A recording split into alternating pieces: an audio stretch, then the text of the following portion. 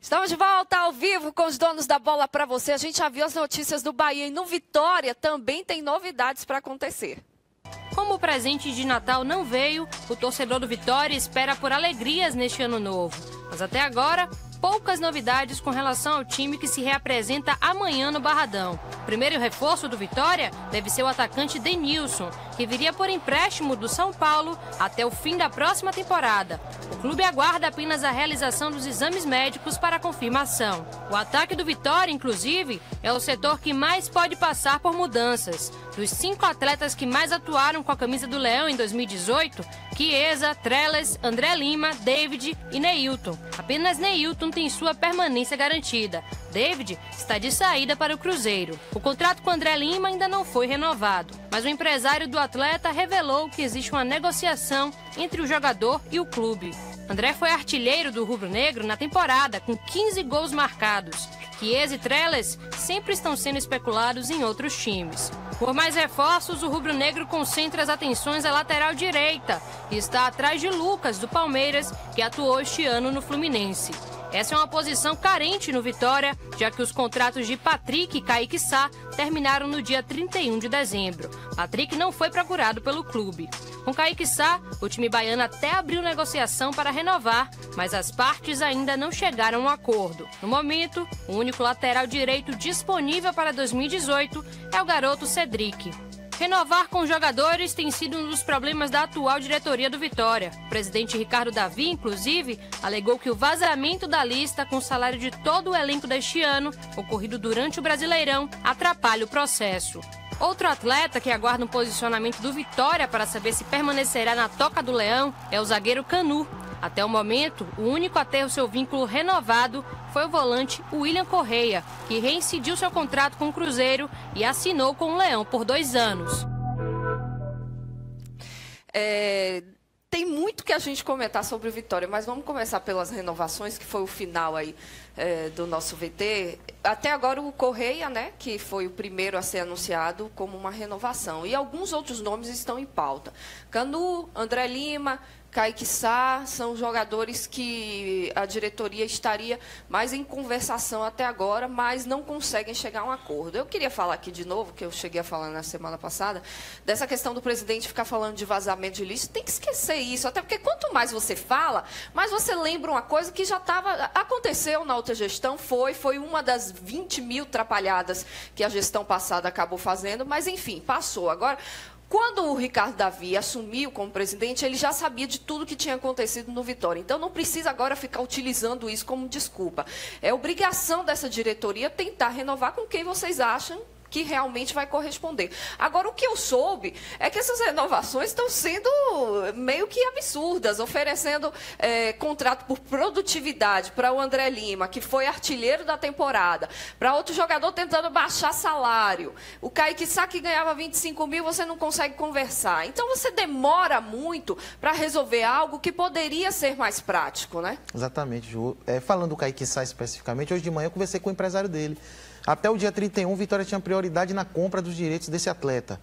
E o Joinville, que é o detentor dos direitos, e o Vitória conversaram para uma renovação desse empréstimo, deixando nas mãos do clube, Vitória, e do empresário a questão salarial para ser acertada. Falei com ele hoje de manhã, o senhor Luciano Rego, que me garantiu que ainda não tem nada definido. A contraproposta já foi oferecida à diretoria e até então nada foi definido. A mesma questão do Canu, que houve algumas rodadas de negociação, sem denominador comum. O Otacílio Lima conversou comigo hoje de manhã e me disse que está nas mãos da diretoria do Vitória para agilizar esse processo. Mesmo caso do Bruno Bispo. Aconteceram algumas reuniões e sem denominador comum. O Bruno, inclusive, tem proposta do Estoril de Portugal, foi sondado, já foi oferecida a proposta, além de alguns clubes da Série A. Mas, hoje pela manhã, um dos empresários do Bruno, o senhor Luciano Cruz, me garantiu que as conversas com Erasmo Damiani, diretor de futebol, já estão adiantadas e que pode sim chegar a um acordo ainda no dia de hoje. Fora André Lima, né, artilheiro do time, e um dos empresários dele, o Eduardo Duran, também falou na mídia nacional, na verdade, que as conversas já estão aí um pouco adiantadas, a renovação pode ocorrer que é muito importante a presença do André Lima esse ano, um cara que fez a diferença, mesmo sendo um reserva, terminou como artilheiro do time. E fora outras situações. Um nome especulado hoje de manhã, Oswaldo, que estava no Sport. Falei com o empresário dele hoje de manhã, o senhor Adalto Názaro, que me garantiu que muitos clubes estão procurando o Oswaldo, inclusive o Bahia sondou a situação desse jogador. Então, os bastidores estão aí movimentados, aquecidos, muitos nomes estão aí sendo especulados. Tem a possível troca do Chiesa com o Escudeiro. Os empresários dizem que não receberam nenhum tipo de procuração, nem o diretor de futebol do Vitória, também o Erasmo Damiani, foi procurado acerca desse caso. Mas, sobre o Chiesa, há propostas de outros clubes e ele tem contrato até o final desse ano. O mesmo caso do Escudeiro.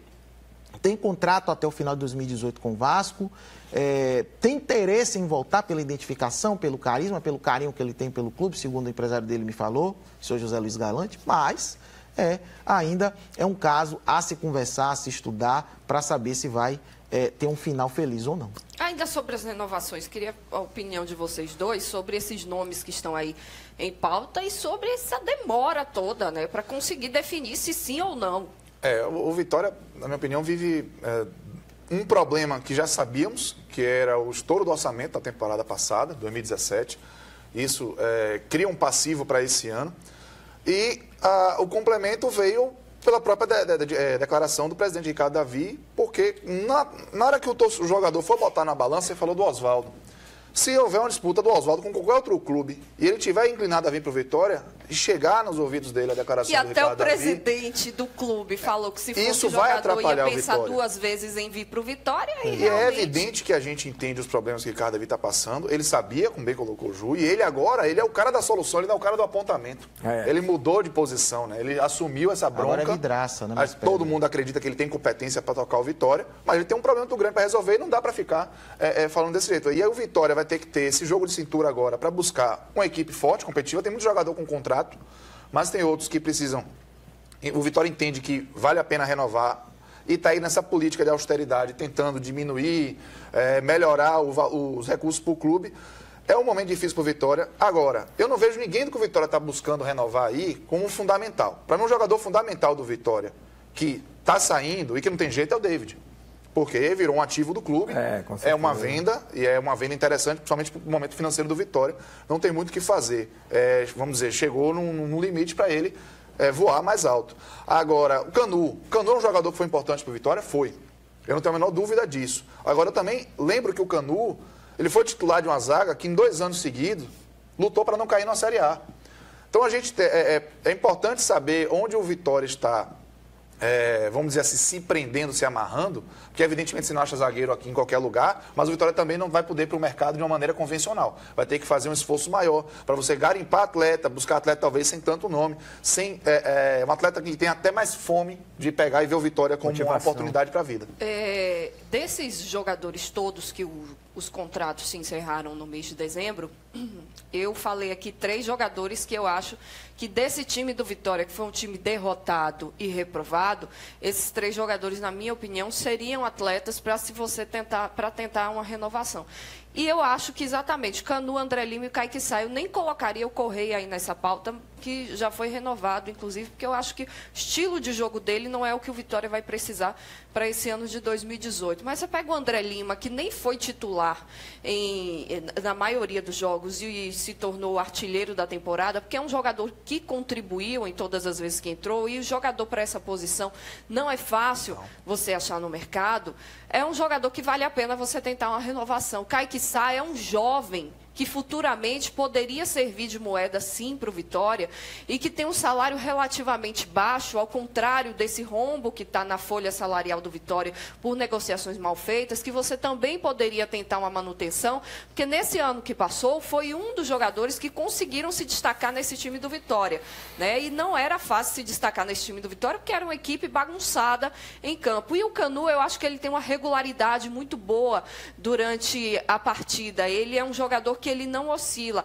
Ah, é um baita de um zagueiro, já falei isso aqui. Ah, é um jogador técnico. Não, o Canu é zagueiro para chegar e resolver ali. E eu acho que é um jogador bom para você ter no elenco. Agora, eu falei aqui 3 peças. Agora, imagina o que o Vitória não vai precisar fazer ainda para montar um elenco forte e competitivo para esse ano de 2018. Porque esse time de 2017 não tem condições de disputar essas competições que o Vitória vai ter pela frente. Com certeza. O passado do Vitória, o ano do Vitória, 2017, foi pífio, né? Foi pequeno. Você tem que mudar quase um time todo, praticamente, né? Você tem aí o André Lima. Falando do André, é um centroavante, é um homem de área. Não foi só no Campeonato Brasileiro, no Campeonato Baiano também ele foi importante, já nas finais entrou, acho que fez um gol já no finalzinho do jogo, que ajudou a Vitória a chegar a ser campeão. E aí você tem o Fernando Miguel, você tem o Kaique, você tem o Wallace, o Canu e o lateral esquerdo. Então, faltou para mim, a meu ver, que está se falando muito pouco, peça do meio-campo do Vitória, um homem pensante, um jogador de armação. O Escudeiro, voltando para o Vitória, seria um jogador na qualidade, de condição física boa, um excelente jogador, um bom jogador. Mas o Escudeiro está velho, está bichado, está machucado. É isso que me preocupa, sabe? Então, esse retrocesso da gente ficar voltando para quem já passou aqui. O Cruzeiro, o Escudeiro está para o Vasco hoje, como que Chiesa está para o Vitória. Não funcionou, muita lesão. Então, assim, será que vai chegar aqui e resolver? A gente tem uma cultura comum, e vai do torcedor também, mas eu acho que os clubes não podem alimentar isso, de gratidão, achar que gratidão é você trazer o cara para jogar de novo. A história de Escudeiro no Vitória é bela. Sim. Ele, inclusive, fez a melhor temporada dele no Brasil, exatamente, em 2013 no Vitória. Exatamente. Se consagrou, é querido por todos os torcedores do Vitória, mas você não dá para contratar jogador pelo que ele fez, sem contratar jogador pensando no que ele vai fazer pelo clube. Se tivesse em atividade, né, fisicamente bem, clinicamente bem, porque ele sofreu com lesões também. Está lesionado. Nesse momento está lesionado no pé. Então, assim, não dá para entender, vai ser um outro dado com tem suas devidas Tem um bordão no futebol que diz que quem vive de passado é museu, né? É um museu que vive de passado. Então, o Escudeiro aí, eu acho que esse retrocesso, essa coisa, a gente tem que buscar. Hoje, tanto Bahia quanto Vitória peca porque não tem um olheiro, não tem uma pessoa, porque esse trabalho já tinha que ser feito. Olha, eu tenho um tal jogador ali assim, eu tenho um tal... Porque você tem as divisões de base, você tem os intermunicipais, você tem os jogos de base, porque muitas vezes você, nesses locais, você consegue tirar 1 ou 2 jogadores bons para lapidar e não ficar nesse assim, olha, ninguém vê ninguém para comprar. Primeiro passo, o Ricardo Davi não me deu procuração nenhuma, a mensagem dele foi horrível, isso ninguém tira, mas o que eu penso que ele tentou transmitir foi, poxa, eu não quero contratar um jogador, trazer um jogador, porque ele vai saber que ele não vai receber, vai ser só um sonho. Então, minha folha vai ficar ainda mais estourada ainda. Eu acho que foi mais ou menos isso que ele tentou dizer e disse de forma... colocou muito mal. Muito então, mal. Mas... E mesmo que essa fosse a intenção dele, eu acho que tem que tomar cuidado. Se está sendo transmitido, ele é a voz máxima do clube. Ele é o presidente. Então, se o presidente diz isso, quem no clube vai poder dizer o contrário? Vai poder dizer, não, pode vir, que aqui a gente vai dar o jeito, a gente vai conseguir. Eu acho que essa tinha que ser a mensagem. Ele poderia expor dificuldades, como muita gente já sabia, e como ele tinha que expor mesmo, que a gente sabe que o Vitória está com um problema. Agora, falar o que ele falou, ele está no lado do Vitória agora. Ele é o presidente do Vitória. E nesse momento de contratação, com tanta gente disputando jogador, vai ser muito complicado para o Vitória ganhar uma disputa ali, cabeça a cabeça com outro clube, por conta dessa declaração. Uma outra coisa, o Cleiton Xavier, habilidoso, foi que ele disse, olha, eu tenho um contrato 1 ano e meio, o que o Vitória quiser, eu estou aí. Eu tenho um contrato, meu contrato está aí. Se eu ganho muito, eu ganho pouco, olha, essa não é a minha função. Quem tem que decidir é o Vitória. O David, que certamente foi o principal jogador do Vitória nessa última temporada, vai para o Cruzeiro, né? E como é que está a situação do Trellis, Marcelo Góes? Uma novela, Ju, uma novela sem precedentes, porque a imprensa de São Paulo diz uma coisa, diz que ele está verbalmente acertado, e é verdade. Porém, tem que falar com Vitória. A multa rescisória para o Trellis ir para o Corinthians, 10 milhões de reais, o Corinthians quer pagar 2 e oferecer 2 atletas. 2 então, por empréstimo. Pois é. Né? Não é nem dado. E nem salários pela metade, como o Cruzeiro está fazendo a oferecer 2 jogadores, além da negociação do David. Aí mas é uma piada, né? É uma piada de mau gosto, a diretoria está fazendo jogo duro. O Erasmo Damiani já ofereceu as condições de negócio para o Alessandro, o gerente de futebol do Corinthians, e está nas mãos do Corinthians. Mas as negociações esfriaram consideravelmente. E acredito que o Trellis venha para Salvador e cumpra o seu contrato até o final do ano. Tirando o Palmeiras, que é a dona do patrocinador principal do Palmeiras já disse que vai continuar botando dinheiro é dela, ela bota se quiser. Ninguém está podendo, nem o Flamengo está mais com a mesma política de contratação, de despejar dinheiro.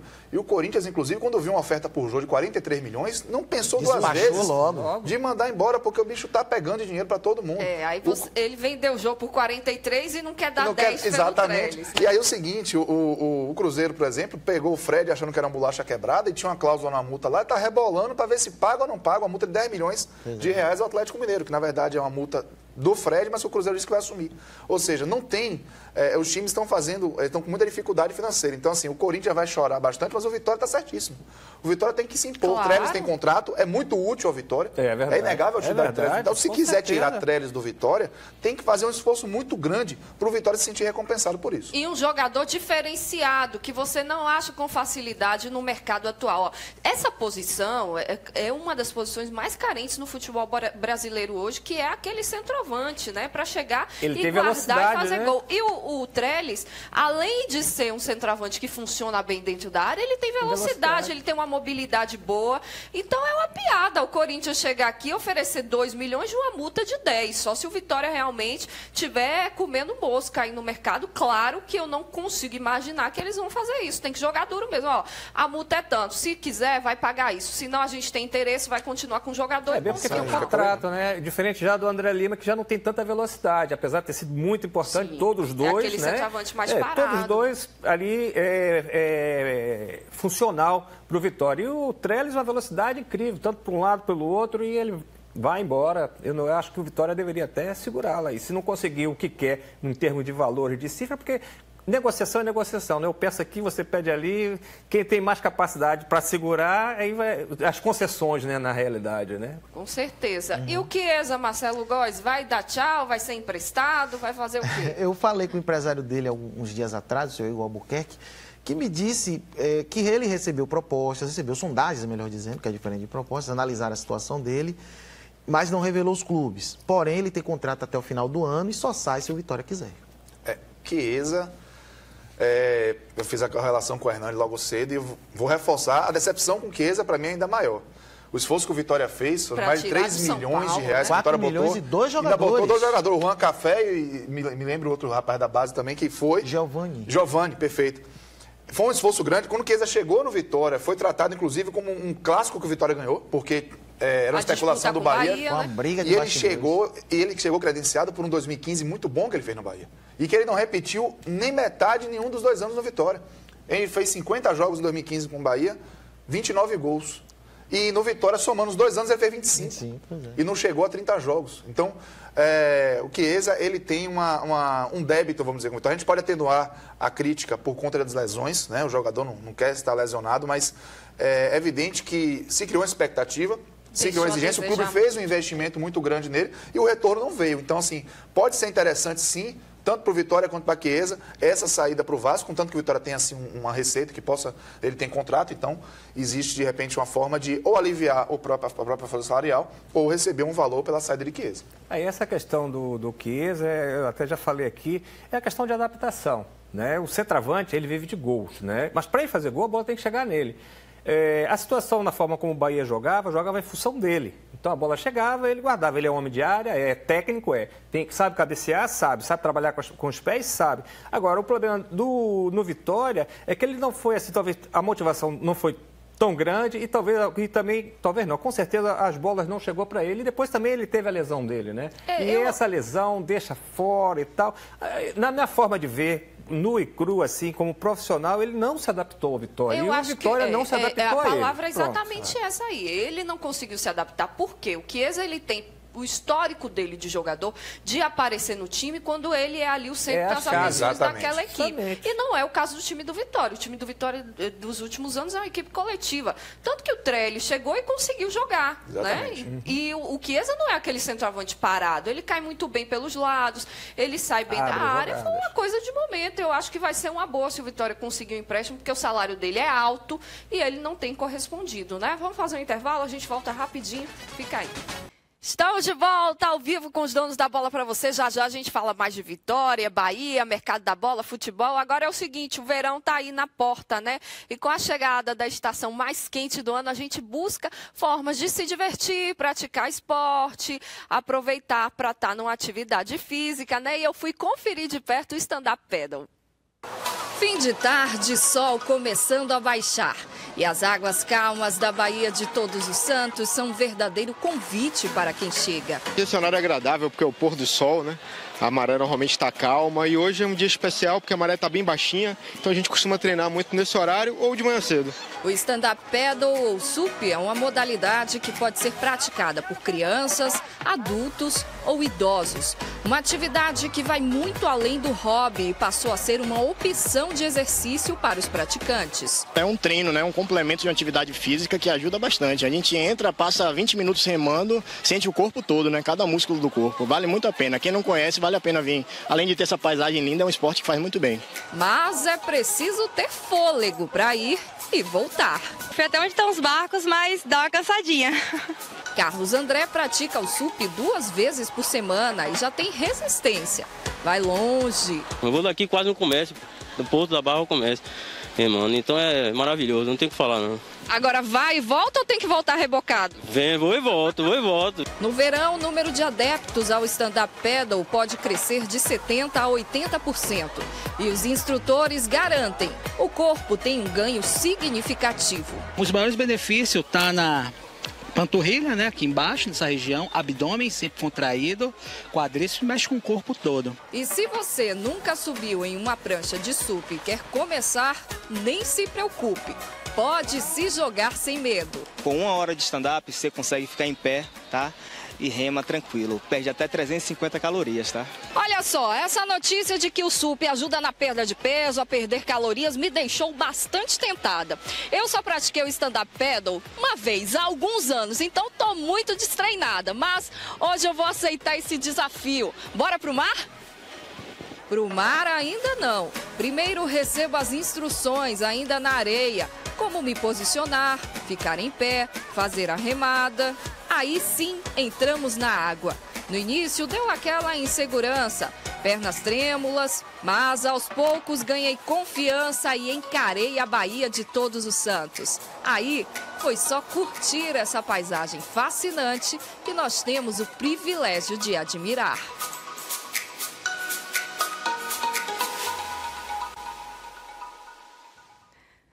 Que beleza. Estão aqui duvidando de mim, dizendo que eu treinei antes. Não treinei não, que eu sou assim, eu sou boa no que eu faço.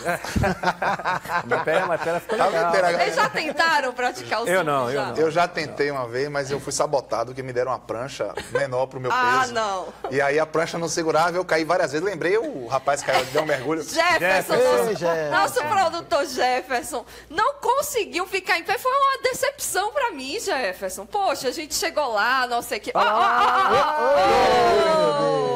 caldo. Mas eu não caí não, agora eu vou te dizer, não é fácil. No início dá um medo, primeiro que você tá percebendo que você vai entrar em alto mar, né? Aí já dá aquele certo pânico, apesar de você estar preso ali no elástico, mas a perna treme de um jeito que parece que você vai cair realmente. Só que é ganhar confiança, depois fica massa, tranquilo. Né? Agora, o problema é ir muito longe e depois ter que voltar remando. A correnteza contrária, aí fica difícil, né? Remar contra a maré. É um esporte massa, o povo tem que aproveitar, curtir esse verão da Bahia, fazer um stand-up e ficar de boa. É verdade. E esse nosso verão lindo, esse Porto da Barra maravilhoso, que clima gostoso. A nossa Baía de Todos os Santos realmente é um convite para todo mundo que chega, né? A gente vai fazer um intervalo, já vamos falar mais de mercado da bola. Fica aí. Voltamos com os donos da bola para você. A gente já viu a movimentação nos nossos clubes, né? Mas e os outros, hein? Vamos dar uma olhada. Segundo dia do ano e o mercado da bola continua agitado. A começar por Robinho, que postou em suas redes sociais um agradecimento à torcida do Galo. O contrato do atacante se encerrou e, pelo visto, não terá renovação. Santos e Corinthians estão na briga pelo artilheiro. De certo, no timão, somente o Henrique, Júnior Dutra e René Júnior. O lateral Zeca continua no radar do Corinthians, assim como os atacantes Trellis e Caleri. Com dívida milionária e eleições no mês que vem, o clube não quer se complicar ainda mais. E o São Paulo também entra na disputa por Trellis e está negociando o Luca, este mão que jogou no último Brasileiro pela Ponte Preta. O tricolor também tenta negociar a vinda de 2 meias. Alisson do Cruzeiro e Diego Souza, ídolo no esporte, são as pretensões tricolores para a próxima temporada. Sem dívidas e com o elenco inchado, o Palmeiras do novo técnico Roger Machado fará contratações pontuais. Ricardo Goulart no Guangzhou Evergrande e Bernard no Shakhtar Donetsk são os nomes da vez na mesa de Alexandre Matos. Com a saída de Ricardo Oliveira, o Santos está à caça de atacantes matadores. Robinho, eterno menino da Vila, Gilberto do São Paulo e Barcos, atualmente na LDU, são os sonhos da nova diretoria. Enquanto as especulações e negociações não param, poucos times anunciaram de maneira certeira alguns reforços. É o caso do Botafogo. O atacante Leandro Carvalho, de 22 anos, do Paysandu, foi anunciado.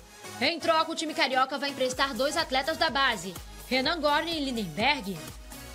A Chapecoense também chegou a um acordo com o atacante Guilherme, de 22 anos, que estava no Botafogo e que pertence ao Grêmio.